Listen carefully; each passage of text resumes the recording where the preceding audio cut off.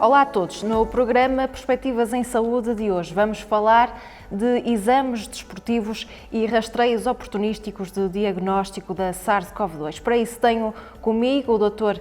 Rui Capucho, tenho também o Dr. Gustavo Martins Coelho, os dois médicos de saúde pública e delegados do ACES do Alto Tâmega e Barroso. Começamos pelos exames desportivos. Ora, no desporto, qualquer atleta federado é obrigado a realizar exames. Que tipo de exames são estes e onde são realizados? Os exames médico-desportivos devem ser realizados no início da época. Em alguns escalões de atletas federados, estes exames médico-desportivos devem ser feitos nos centros de medicina desportiva, no nosso caso do Porto, e nos restantes escalões esses exames devem ser feitos no próprio clube. Estes exames são feitos no início da época e, infelizmente, aquilo que nós nos temos apercebido é que muitos clubes e muitos atletas e muitos pais de atletas veem estes exames médico-desportivos um bocadinho como uma burocracia que tem que ser feita no início da época e não dão a devida importância a estes exames médico-desportivos. E são vistos numa perspectiva de uma coisa que tem que ser feita para eles poderem jogar e, portanto, só querem fazer o check a dizer que estes exames médicos e não para assegurar que a saúde está... E não para assegurar que a saúde está, de facto, garantida e conseguimos fazer alguma prevenção de doenças nestes atletas. Estes exames são constituídos por uma avaliação do aparelho locomotor, portanto, esqueleto, músculos, tendões, etc. Uma avaliação do sistema cardiovascular e uma avaliação do sistema respiratório. E, mesmo para os atletas e para os clubes, isto tem grandes vantagens do ponto de vista da capacitação dos atletas poderem manter a sua saúde durante toda uma época. Com coisas tão triviais como um atleta que tenha uma instabilidade numa determinada articulação, num pé, por exemplo, que tenha predisposição para fazer entorses, neste exame médico-desportivo inicial, esta propensão ou esta instabilidade articular pode ser detectada a tempo para que aquele atleta tenha uma preparação física específica para diminuir o risco das entorses, que fará com que este jogador, tendo uma entorse, vá estar parado 3, 4, 5 semanas e, portanto, poder estar mais participativo na sua atividade desportiva. Isto, acima de tudo, nos escalões mais jovens, menos profissionais. Nos escalões profissionais, o desporto profissional não é assim tão salutogénico como isso e, portanto, traz alguns perigos de saúde para a população. E temos visto nos últimos tempos algumas situações dramáticas de paragens cardiorrespiratórias em jogo que poderiam ser prevenidas se tivessem sido detectadas malformações no coração ou problemas elétricos do coração prévios naquele jogador. Não quer dizer... são feitos anualmente? Esses exames são feitos anualmente, sim. Devem ser feitos anualmente. É certo que os exames médico-desportivos não vão nunca acabar com o risco de haver episódios destes no desporto, porque não vamos conseguir nunca detectar todas as situações, porque nem todas as situações são detectáveis e preveníveis. Mas vai conseguir dar muito mais segurança aos profissionais que estão a trabalhar na área do desporto. Cada vez temos mais profissionais, mais atletas.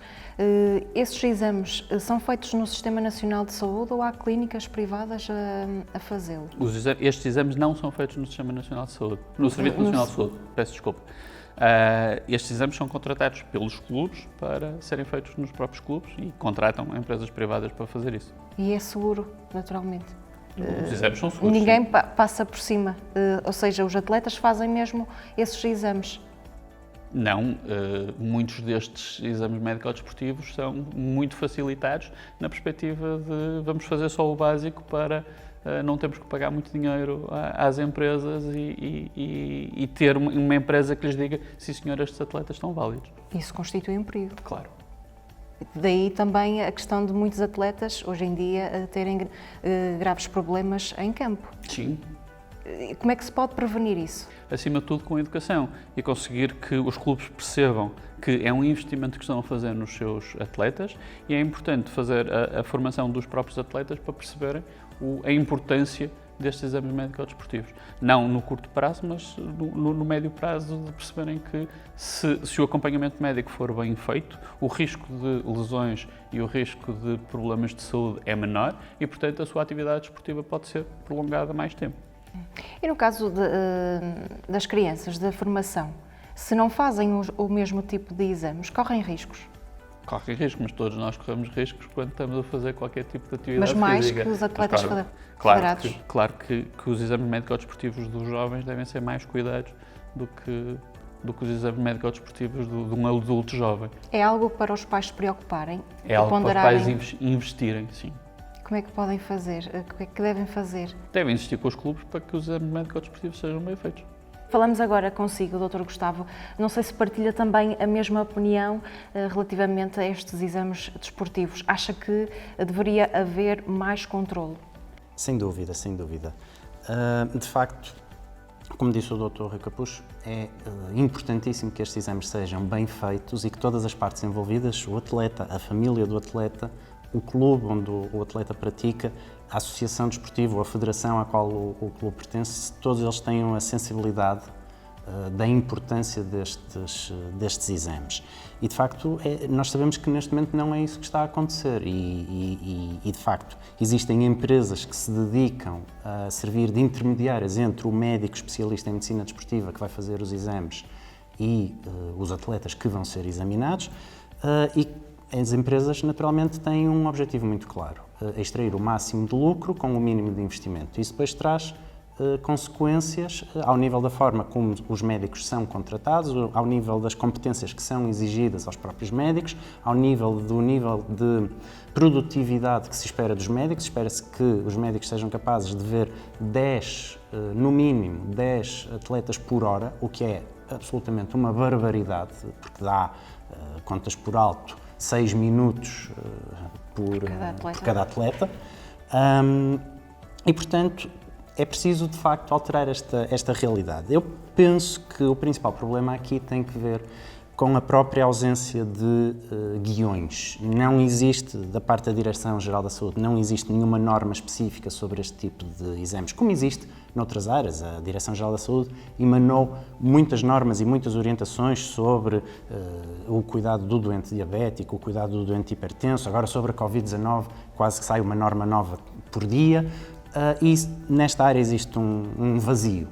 Do ponto de vista do Instituto... Porque não interessa, parece que se está a esconder, é isso? Não interessa falar sobre este tema? Eu não sei se se está a esconder alguma coisa, penso que não. Eu penso que, de facto, não é um tema que tenha estado na ribalta, não é um tema que tenha sido identificado propriamente como uma prioridade em saúde, do ponto de vista do número de pessoas envolvidas, não é?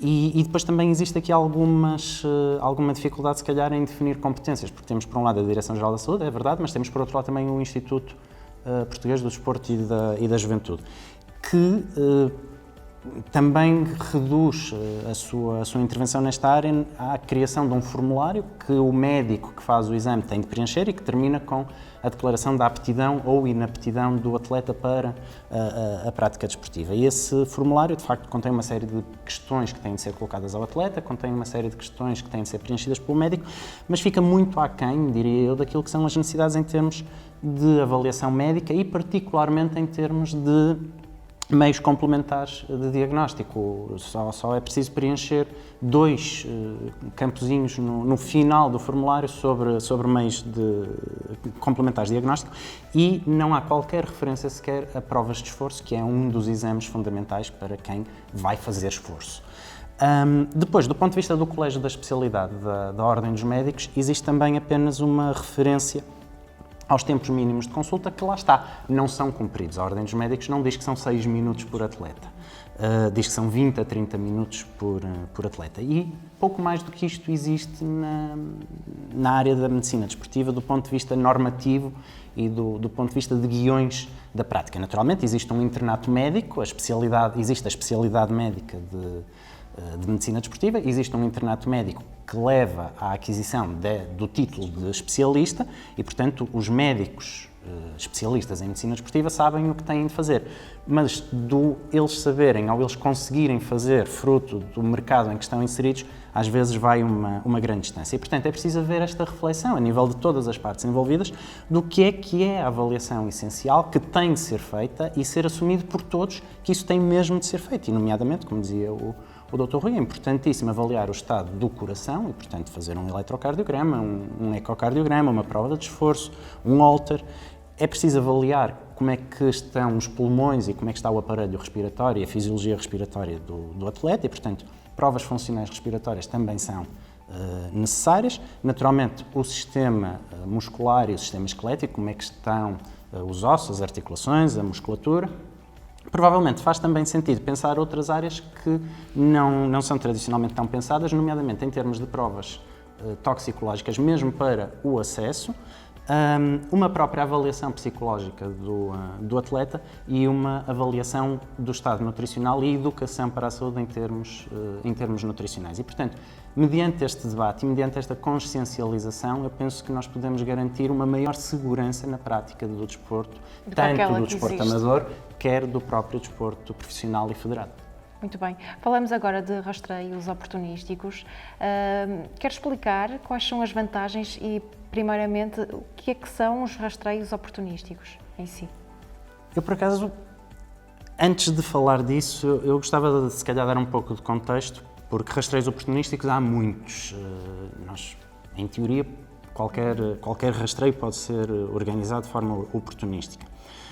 Concretamente, eu gostava de falar de um despacho que saiu em junho deste ano do Secretário de Estado da Saúde, que dizia, e vou mesmo ler o que dizia o número 1 do despacho: os estabelecimentos e serviços do Serviço Nacional de Saúde devem organizar a realização de rastreios oportunísticos de diagnóstico de SARS-CoV-2 a utentes, acompanhantes e visitantes, tendo em vista a identificação precoce da doença Covid-19. Eu não queria entrar muito na discussão técnica, se faz sentido ou não, se calhar ia deixar isso para o Rui Capucho, se faz sentido ou não este rastreio específico. Gostava mais de falar do princípio de o Secretário de Estado emitir um despacho deste teor. E não é caso único. Se formos para janeiro, temos também um despacho da Ministra da Saúde que determina que nas estruturas residenciais para idosos e nas unidades da Rede Nacional de Cuidados Continuados Integrados, portanto, em suma, instituições que se dedicam a pessoas idosas ou a pessoas com deficiência ou doentes em convalescença, também são realizados testes de diagnóstico de SARS-CoV-2, quer aos utentes, quer aos profissionais que lá trabalham, de forma regular, também com o objetivo de identificar casos precoces. E se fôssemos mais para trás, íamos encontrar outros exemplos de rastreios por ordem governamental. E agora, o mais recente de todos, tem dias, já não entra no âmbito dos rastreios, mas entra também no âmbito daquilo que eu gosto de chamar a promoção da saúde por decreto, que é a proibição de venda de produtos alimentares considerados não saudáveis nas escolas. Ora bem, tudo isto, todo este envolvimento do Governo e do Ministério da Saúde na realização destas atividades resulta de uma necessidade que nós temos de assumir que existe e que é verdadeira, do ponto de vista da saúde pública enquanto especialidade médica e enquanto área do saber e da ação dos profissionais de saúde. A saúde pública tem necessidade de recorrer a instrumentos da política e a instrumentos do direito para conseguir aplicar à população em geral medidas de proteção da saúde, de promoção da saúde e de prevenção da doença. E, portanto, faz todo sentido que haja este envolvimento político. Agora, às vezes corre-se o risco de inverter a lógica do processo e, portanto, passarmos a uma situação em que a política, a lei, o direito deixam de ser instrumentos de saúde pública e passam a ser os políticos, ou passam a ser os economistas, ou passam a ser os advogados, por deterem cargos políticos que ensinam ou pretendem ensinar os médicos e os outros profissionais de saúde a fazerem o seu trabalho. E, portanto, nesse sentido, é preciso às vezes pensarmos se realmente este tipo de despachos faz sentido ser feito a nível governamental ou se faz sentido ser emanado, por exemplo, de uma Direção-Geral da Saúde. Porquê? Porque a saúde pública é uma especialidade médica e é uma especialidade de enfermagem. Mas A cirurgia também. A cirurgia é uma especialidade médica. E não passa pela cabeça de um primeiro-ministro decretar ou emitir um despacho a dizer qual é a técnica cirúrgica mais adequada para tirar um apêndice. Mas então também não pode passar pela cabeça do mesmo primeiro-ministro ensinar a saúde pública a fazer o seu trabalho. E, portanto, aquilo que a política e o direito têm de fazer é criar as condições para que o médico de saúde pública, a autoridade de saúde, o enfermeiro e a restante equipa de saúde pública consigam fazer o seu trabalho, consigam organizar as atividades de saúde pública que fazem sentido para a proteção da saúde daquela população, consigam identificar os principais problemas de saúde daquela população e quais as prioridades de intervenção e consigam intervir sobre esses problemas que foram identificados. Mas acha que na criação deste despacho não foi tida em conta a opinião de médicos, é isso? Porque senão nunca teriam feito esse despacho dessa forma? Eu creio, como eu disse, eu iria deixar a discussão técnica para o Dr. Rui e para responder essa pergunta eu já ia ter de entrar um bocadinho nessa parte. Eu creio, e aliás tenho a certeza, que este tipo de documentos são produzidos sempre ouvindo as entidades da saúde, nomeadamente a Direção-Geral da Saúde. O mesmo não é dizer que, por exemplo, não haja um certo grau de politização destas decisões que escapam muitas vezes àquilo que é a recomendação do ponto de vista da saúde. Estou a falar em geral, como disse, não queria entrar muito na discussão técnica do rastreio oportunístico em concreto. Ok, já voltamos se necessário. Dr. Rui Capucho, faz sentido estes rastreios oportunísticos da SARS-CoV-2? Antes de entrar na parte técnica dos rastreios oportunísticos, só acrescentar que, da mesma maneira que o Ministério, a Ministra da Saúde e o Secretário de Estado produzem legislação sobre decretos, também dizem que os médicos de saúde pública têm 24 horas para fazer inquéritos epidemiológicos, sem nos dar depois os meios para conseguirmos fazer esses mesmos inquéritos epidemiológicos, e a parte dos meios é da responsabilidade política e não da DGS. E, portanto, eles próprios entram em conflito quando fazem este tipo de legislação. E muitas vezes o inquérito epidemiológico pode não fazer sentido fazer nas 24 horas a seguir ao diagnóstico, em doentes que não estão colaborantes, em que não temos nenhum familiar com quem consigamos falar, ou em alturas em que estamos com incidências demasiado elevadas que não nos é permitido conseguir fazer este inquérito em 24 horas. Do ponto de vista técnico, estes rastreios oportunistas fazem algum sentido quando temos em territórios onde a incidência é muito alta, e não faz nenhum sentido estarmos a fazer quando estamos em cenários em que a incidência é baixa. Isto tem a ver com as características técnicas dos testes e do que é que o resultado nos diz. Porque um resultado negativo não quer dizer que a pessoa não esteja doente, e um resultado positivo nestes testes rápidos também não quer dizer, não nos dá a garantia absoluta que a pessoa está doente. E, portanto, depois temos que fazer um teste confirmatório para conseguir perceber se essa pessoa está doente ou não. A segunda coisa que me preocupa com estes rastreios oportunistas e com os rastreios que têm sido instituídos em eventos sociais desde a implementação do último resolução do Conselho de Ministros de Estado de Calamidade é a falsa sensação de segurança que dá às pessoas o facto de terem um resultado negativo. E aquilo que nós temos observado nestes últimos 2 meses é que as pessoas, pelo facto de fazerem um teste rápido ao Covid e terem um resultado negativo, faz com que todas as outras medidas que são não farmacológicas, portanto, a utilização da máscara, distanciamento físico, etc., são incrivelmente facilitados porque tiveram um teste negativo e, portanto, acham que não estão doentes e, portanto, não precisam de utilizar todas as outras medidas. E é uma das grandes falhas na comunicação de risco que tem sido feito nesta altura. Acha que vai haver tempo e recursos humanos para os fazerem, estes rastreios? Estes rastreios estão a ser cada vez mais fáceis de execução e, portanto, Neste momento é fácil comprar em supermercados testes rápidos para a própria pessoa fazer estes testes rápidos nos seus próprios domicílios. Do ponto de vista de execução em unidades de saúde, às pessoas e aos acompanhantes que recorrem aos cuidados de saúde, também não é uma atividade que gaste muitos recursos humanos e, portanto, tecnicamente é possível fazê-los. Está de acordo com estes rastreios?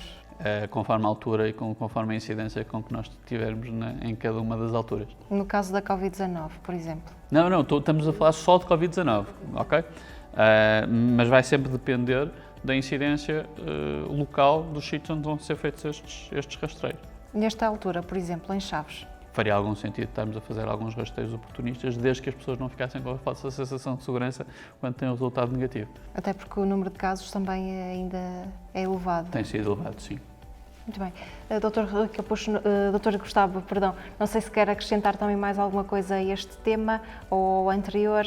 Não, da minha parte, penso que o Dr. Rui Capucho resumiu muito bem as ideias relativamente à lógica por trás de fazer este tipo de rastreios. Muito bem. Muito obrigada aos dois, uma vez mais. Obrigada a si que esteve desse lado. O programa Perspectivas em Saúde regressa na próxima terça-feira. Obrigada.